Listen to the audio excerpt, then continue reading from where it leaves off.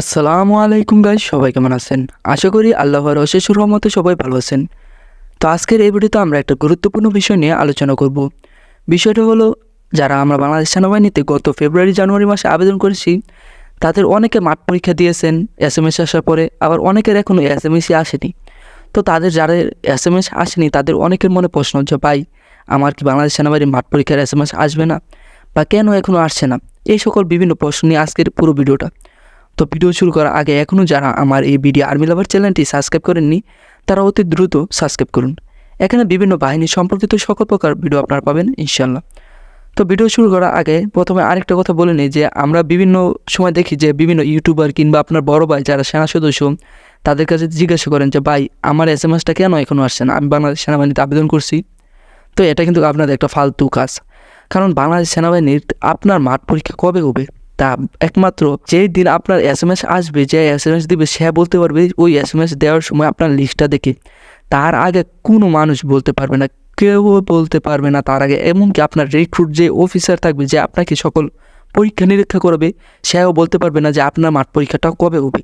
কারণ এখানে বাংলাদেশ সেনাবাহিনীর কিছু নিয়ম আছে, সেই নিয়মগুলো আপনাদের অবশ্যই জানা উচিত, যে তাদের কথা কিন্তু সহজে বাইরে প্রচার হয় না। তো এই ছিল একটা বিষয়। তো যে বিষয়টা মেন তা হলো যে, এখনও অনেকের এসএমএস কেন আসেনি। তো বাংলাদেশ সেনাবাহিনীর কিছুদিন আগে কিন্তু ঈদের ছুটি পেয়েছে, ছুটির পরে কিন্তু মাঠের কার্যক্রম শুরু হয়ে গেছে, এখনও মাঠের কার্যক্রম চলমান।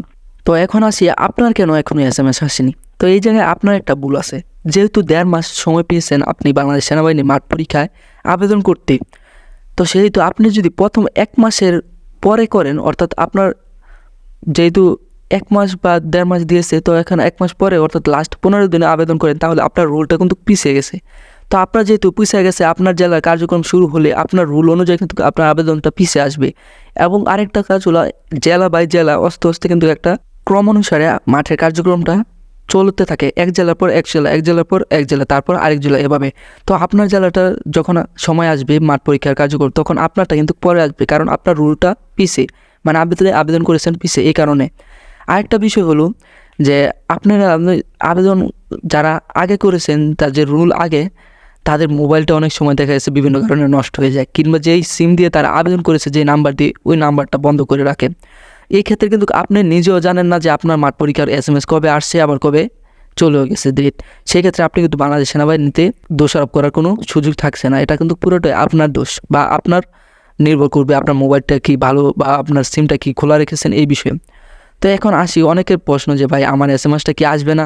তো এটা কিন্তু একটা ভুল ধারণা। আপনারা যে সময় আবেদন করেছেন মাঠ পরীক্ষা দেওয়ার জন্য বা বাংলাদেশ সেনাবাহিনীর ভর্তির জন্য, তখন কিন্তু আপনারা ভর্তির ফি দিয়েছেন।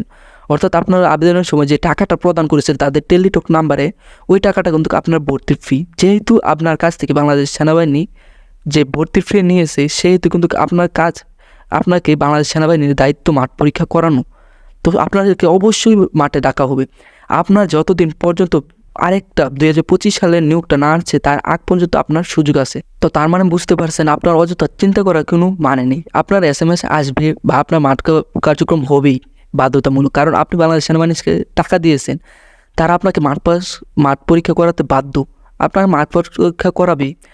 তো এই ছিল এই আজকের ভিডিওটা ভালো লাগলে অবশ্যই একটা লাইক দিয়ে দেবেন, এবং পরবর্তীতে কী সম্পর্কে ভিডিও চান তা কমেন্টে জানাবেন, এবং অবশ্যই কিন্তু আমার চ্যানেলটা বিডি আর্মি লাভার চ্যানেলটা সাবস্ক্রাইব করে দেবেন।